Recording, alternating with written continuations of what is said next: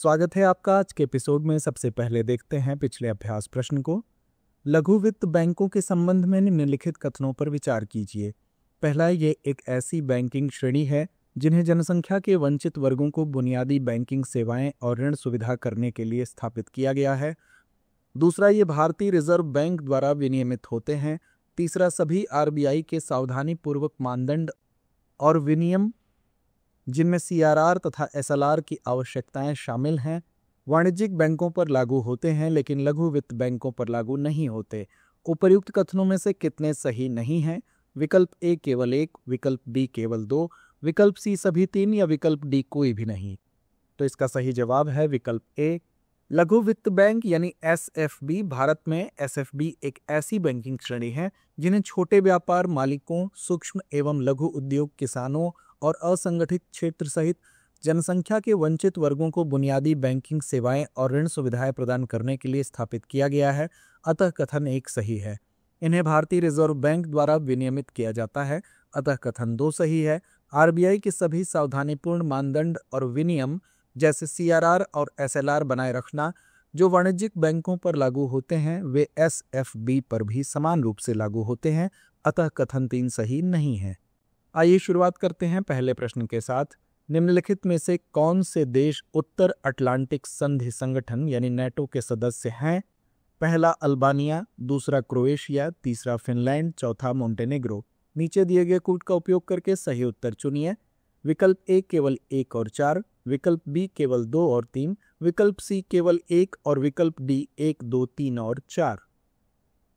तो इसका सही जवाब है विकल्प डी। सभी 4 देश अल्बानिया, क्रोएशिया, फिनलैंड और मोंटेनेग्रो नेटो के सदस्य हैं। यूरोप और उत्तरी अमेरिका के 12 संस्थापक सदस्य देशों द्वारा 4 अप्रैल 1949 को नेटो की स्थापना की गई थी। तब से विस्तार के 10 अलग अलग दौर 1952, 1955, 1982, 1999, 2004, 2009, 2017, 2020, 2023 और 2024 के माध्यम से 20 और देश नाटो में शामिल किए गए हैं। उत्तरी अटलांटिक संधि के अनुच्छेद 10 में यह बताया गया है कि किस तरह से देश गठबंधन में शामिल हो सकते हैं। इसमें कहा गया है कि सदस्यता किसी भी यूरोपीय सदस्य के लिए खुली है जो इस संधि के सिद्धांतों को आगे बढ़ाने और उत्तरी अटलांटिक क्षेत्र की सुरक्षा में योगदान देने की स्थिति में है। किसी देश को गठबंधन में शामिल करने का निर्णय सभी मित्र राष्ट्रों के बीच आम सहमति के आधार पर नाटो के प्रमुख राजनीतिक निर्णय लेने वाले निकाय उत्तरी अटलांटिक परिषद द्वारा लिया जाता है। अतः विकल्प डी सही है। रोजगार से जुड़ी प्रोत्साहन योजना के संबंध में निम्नलिखित कथनों पर विचार कीजिए। पहला, इसे अगस्त 2025 से जुलाई 2027 तक क्रियान्वित किया जाएगा और इसका लक्ष्य पहली बार कर्मचारी भविष्य निधि संगठन यानी ईपीएफओ में पंजीकृत 1.92 करोड़ कर्मचारी होंगे। दूसरा, यह वित्तीय साक्षरता कार्यक्रम से जुड़ी 2 किश्तों में 1 महीने का ईपीएफ वेतन प्रदान करता है जिसका एक हिस्सा दीर्घकालिक बचत को प्रोत्साहित करने के लिए एक निश्चित बचत खाते में जमा किया जाता है। उपर्युक्त कथनों में से कौन सा या कौन से सही है यह है? विकल्प ए केवल 1, विकल्प बी केवल 2, विकल्प सी 1 और 2 दोनों, या विकल्प डी ना तो 1 ना ही 2। तो इसका सही जवाब है विकल्प सी। रोजगार संबंध प्रोत्साहन, इसे अगस्त 2025 से 31 जुलाई 2027 तक लागू किया जाएगा।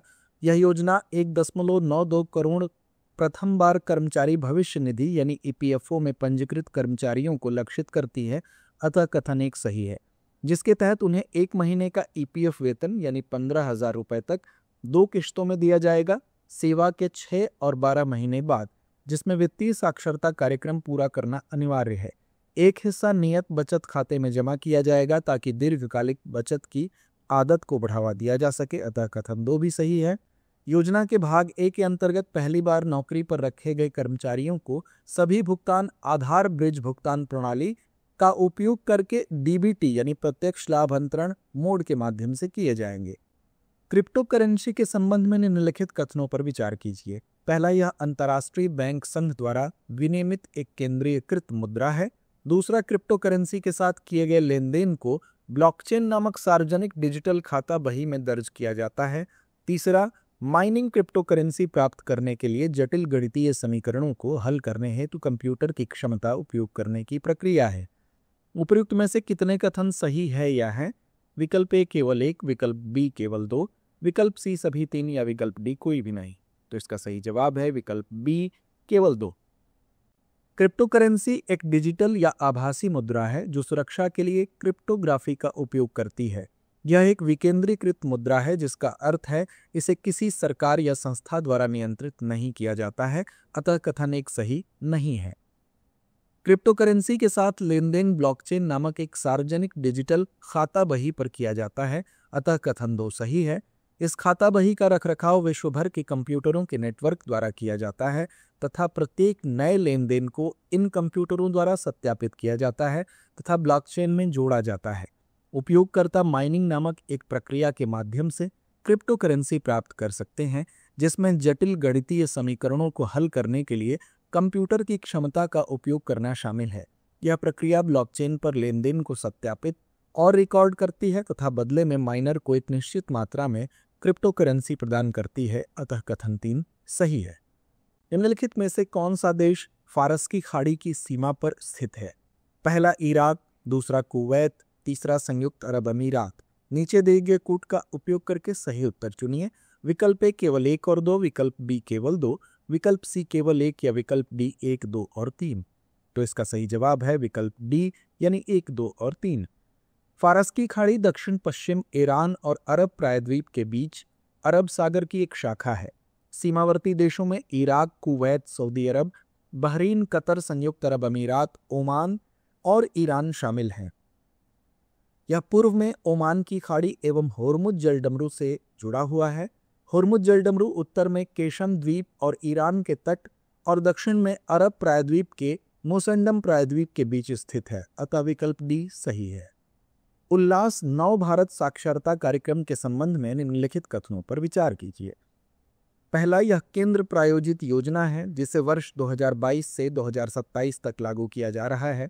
दूसरा, इसे 15 वर्ष और उससे अधिक आयु के वयस्कों को सशक्त बनाने के लिए डिजाइन किया गया है जो औपचारिक स्कूली शिक्षा से वंचित रह गए हैं। तीसरा, यह दीक्षा प्लेटफॉर्म और उल्लास मोबाइल वेब पोर्टल के माध्यम से विशेष रूप से हिंदी में शैक्षिक संसाधन प्रदान करता है। उपर्युक्त में से कितने कथन सही नहीं हैं? विकल्प ए केवल एक, विकल्प बी केवल दो, विकल्प सी सभी तीन या विकल्प डी कोई भी नहीं। तो इसका सही जवाब है विकल्प ए। उल्लास एक केंद्र प्रायोजित योजना है जिसे वर्ष 2022 से 2027 तक लागू किया जा रहा है, अतः कथन एक सही है। इसे 15 वर्ष और उससे अधिक आयु के वयस्कों को सशक्त बनाने के लिए डिजाइन किया गया है जो औपचारिक स्कूली शिक्षा से वंचित रह गए हैं। इसका उद्देश्य सभी के लिए शिक्षा को बढ़ावा देना है, जिससे पहले वयस्क शिक्षा के रूप में जाना जाता था। यह राष्ट्रीय शिक्षा नीति यानी एनईपी 2020 के दृष्टिकोण के अनुरूप है, अतः कथन 2 सही है।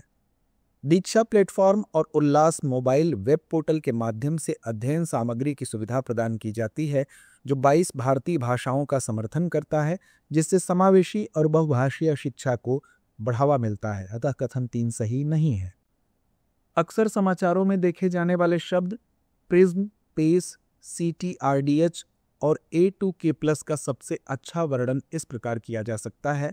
विकल्प ए नवाचार, प्रौद्योगिकी विकास और MSME को समर्थन देने के लिए सरकारी योजनाएं। विकल्प बी बौद्धिक संपदा अधिकारों से संबंधित अंतर्राष्ट्रीय व्यापार समझौते। विकल्प सी संयुक्त राष्ट्र के तहत पर्यावरणीय स्थिरता पहल। विकल्प डी भारत में ग्रामीण छात्रों के लिए शैक्षिक छात्रवृत्ति कार्यक्रम। तो इसका सही जवाब है विकल्प ए यानी नवाचार, प्रौद्योगिकी विकास और MSME को समर्थन देने के लिए सरकारी योजनाएं। प्रिज्म, पेस, CTRDH और A2K+ शब्द भारत में विभिन्न सरकारी योजनाओं को संदर्भित करते हैं जिनका उद्देश्य नवाचार, तकनीकी विकास को बढ़ावा देना और सूक्ष्म, लघु और मध्यम उद्यमों का समर्थन करना है। यहाँ प्रत्येक का अर्थ है। प्रिज्म व्यक्तियों, स्टार्टअप्स और MSME में नवाचारों को बढ़ावा देना। प्रिज्म योजना 12वीं पंचवर्षीय योजना में जो 2012 से 17 की अवधि को कवर करती है, उल्लिखित समावेशी विकास को बढ़ावा देने वाले नव प्रवर्तकों और MSME का समर्थन करती है। पेस पेटेंट अधिग्रहण और सहयोगात्मक अनुसंधान एवं प्रौद्योगिकी विकास, नवीन प्रौद्योगिकियों के विकास और व्यावसायीकरण में उद्योगों को सहायता प्रदान करता है। CTRDH सामान्य अनुसंधान और प्रौद्योगिकी विकास केंद्र। MSME के लिए साझा बुनियादी ढांचा और प्रौद्योगिकी सहायता प्रदान करते हैं। प्रौद्योगिकी विकास और प्रसार के लिए ज्ञान तक पहुंच, उद्योगों और अनुसंधान निकायों को तकनीकी और नवाचार संबंधी जानकारी के प्रसार को बढ़ावा देता है। भारत में वस्तु एवं सेवा कर यानी GST से संबंधित निम्नलिखित कथनों पर विचार कीजिए। पहला, GST परिषद की अध्यक्षता केंद्रीय वित्त मंत्री करते हैं और इसमें सभी राज्यों तथा विधानमंडल वाले केंद्र शासित प्रदेशों के वित्त मंत्री सदस्य होते हैं। 101वें संविधान संशोधन अधिनियम 2016 द्वारा अनुच्छेद 279A जोड़ा गया, जिसमें GST परिषद की स्थापना का प्रावधान है। तीसरा, पेट्रोलियम उत्पाद और मानव उपभोग हेतु शराब वर्तमान में GST के दायरे से बाहर हैं तथा इन्हें शामिल करने के लिए संवैधानिक संशोधन आवश्यक है। उपर्युक्त कथनों में से कितने सही है यह है? विकल्प A केवल 1, विकल्प B केवल 2, विकल्प C केवल 3 या विकल्प D कोई भी नहीं। तो इसका सही जवाब है विकल्प B। GST परिषद एक संवैधानिक निकाय है जिसकी अध्यक्षता केंद्रीय वित्त मंत्री करते हैं। इसमें सभी राज्यों और विधानमंडल वाले केंद्र शासित प्रदेशों के वित्त मंत्री सदस्य होते हैं, अतः कथन एक सही है। संविधान 101वें संशोधन अधिनियम 2016 के अनुच्छेद 279A जोड़ा गया, जो GST परिषद के गठन का प्रावधान करता है, अतः कथन 2 सही है। इस संशोधन द्वारा अनुच्छेद 246A भी जोड़ा गया, जिसमें केंद्र और राज्यों को GST पर कानून बनाने की समवर्ती शक्तियां प्राप्त हुईं। वर्तमान ढांचे के अनुसार मानव उपभोग के लिए पेट्रोलियम उत्पादों और शराब को GST से बाहर रखा गया है। हालांकि उन्हें शामिल करने के लिए संविधान संशोधन की आवश्यकता नहीं है, अतः कथन 3 सही नहीं है। GST परिषद उन्हें शामिल करने की सिफारिश कर सकती है और सरकार मौजूदा संवैधानिक प्रावधानों के तहत अधिसूचना के जरिए उन्हें GST के अंतर्गत ला सकती है। वायु गुणवत्ता प्रबंधन आयोग यानी CAQM के संबंध में निम्नलिखित कथनों पर विचार कीजिए। पहला, यह एक वैधानिक निकाय है जिसे पर्यावरण संरक्षण अधिनियम 1986 के अंतर्गत स्थापित किया गया है। दूसरा, इसके पास NCR में वायु गुणवत्ता प्रबंधन से संबंधित मामलों में राज्य प्रदूषण नियंत्रण बोर्डों और अन्य वैधानिक निकायों पर प्रधानता प्राप्त है।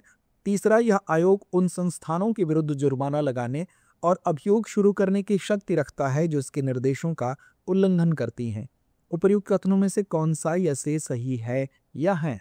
विकल्प A केवल 1 और 2, विकल्प B केवल 1 और 3, विकल्प C 2 और 3 या विकल्प D 1, 2 और 3। जवाब है विकल्प C यानी केवल 2 और 3। CAQM एक वैधानिक निकाय है, लेकिन इसे पर्यावरण संरक्षण अधिनियम 1986 के तहत स्थापित नहीं किया गया था, अतः कथन एक सही नहीं है। इसे एक अलग कानून राष्ट्रीय राजधानी क्षेत्र और आसपास के क्षेत्रों में वायु गुणवत्ता प्रबंधन आयोग अधिनियम 2021 के तहत बनाया गया था। वायु गुणवत्ता प्रबंधन आयोग यानी CAQM के पास राष्ट्रीय राजधानी क्षेत्र यानी NCR और आसपास के क्षेत्रों में वायु गुणवत्ता प्रबंधन के मामलों में राज्य प्रदूषण नियंत्रण बोर्डों तथा अन्य वैधानिक निकायों पर अधिभावी शक्तियां हैं, अतः कथन 2 सही है। इसकी स्थापना राष्ट्रीय राजधानी क्षेत्र और आसपास के क्षेत्रों में वायु गुणवत्ता प्रबंधन आयोग अधिनियम 2021 द्वारा की गई थी। CAQM को NCR में वायु गुणवत्ता मामलों के लिए केंद्रीय प्राधिकरण के रूप में डिजाइन किया गया है और इसके निर्णय तथा निर्देश संघर्ष के मामले में अन्य निकायों के निर्णयों व निर्देशों को प्रभावित करते हैं। प्रबंधन आयोग यानी CAQM को दिल्ली NCR क्षेत्र में वायु गुणवत्ता प्रबंधन से संबंधित अपने निर्देशों या आदेशों का उल्लंघन करने वाली संस्थाओं के खिलाफ जुर्माना लगाने और अभियोग का अधिकार है, अतः कथन 3 सही है। इसमें बंद करने के आदेश, पर्यावरण क्षतिपूर्ति और कानूनी कार्यवाही जैसे उपाय शामिल हैं। Financing cities of tomorrow report निम्नलिखित में से किसके द्वारा जारी की जाती है? विकल्प A विश्व बैंक, विकल्प B संयुक्त राष्ट्र मानव अधिवास कार्यक्रम, विकल्प C अंतर्राष्ट्रीय मुद्रा कोष या विकल्प D आर्थिक सहयोग और विकास संगठन। तो इसका सही जवाब है विकल्प D यानी आर्थिक सहयोग और विकास संगठन। Financing cities of tomorrow report 2024 में आर्थिक सहयोग और विकास संगठन द्वारा तेजी से शहरीकरण, जलवायु परिवर्तन तथा राजकोषीय बाधाओं के सामने शहरी बुनियादी ढांचे के वित्त पोषण की बढ़ती चुनौतियों का समाधान करने के लिए जारी की गई थी। रिपोर्ट में 3 प्रमुख रणनीतियों की रूपरेखा दी गई है। समावेशी, अनुकूल और सतत बुनियादी ढांचे के लिए निजी वित्त जुटाने हेतु शहरी नियोजन के नए रूप, शहरों की निवेश क्षमता को मजबूत करने के लिए निजी निवेश का लाभ उठाना, विशेष कठिन राजकोषीय परिस्थितियों में green bond, sustainability linked bond और कैट स्टॉफ बॉन्ड जैसे सतत वित्त उपकरणों का उपयोग कर दीर्घकालिक शहरी विकास को समर्थन देना। यह रिपोर्ट सतत विकास लक्ष्यों यानी एसडीजी को प्राप्त करने तथा जलवायु और डिजिटल बदलावों के अनुकूल होने में शहरों व उपराष्ट्रीय सरकारों को समर्थन देने के लिए ओईसीडी की व्यापक एजेंडे का हिस्सा है।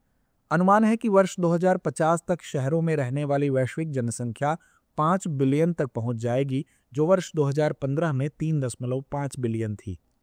तो आइए अंत में नोट करते हैं आज का अभ्यास प्रश्न। भारतीय संविधान की प्रस्तावना के संदर्भ में निम्नलिखित कथनों पर विचार कीजिए। पहला, प्रस्तावना में निहित स्वतंत्रता, समानता और बंधुत्व के आदर्श रूसी क्रांति से प्रेरित हैं। दूसरा, के.एम. मुंशी ने प्रस्तावना को हमारे संप्रभु लोकतांत्रिक गणराज्य की कुंडली बताया। तीसरा, न्याय का आदर्श सामाजिक, आर्थिक और राजनीतिक फ्रांसीसी क्रांति से लिया गया है। उपर्युक्त कथनों में से कौन सा या से कथन सही है या है? विकल्प ए केवल 1 और 3, विकल्प बी केवल 2, विकल्प सी केवल 3 या विकल्प डी 1, 2 और 3। तो इस प्रश्न का जवाब कमेंट बॉक्स में देना ना भूलें। धन्यवाद। डियर व्यूअर्स, अपने एग्जाम की तैयारी को और बेहतर करने के लिए हमारे चैनल को लाइक, शेयर और सब्सक्राइब करना न भूलें।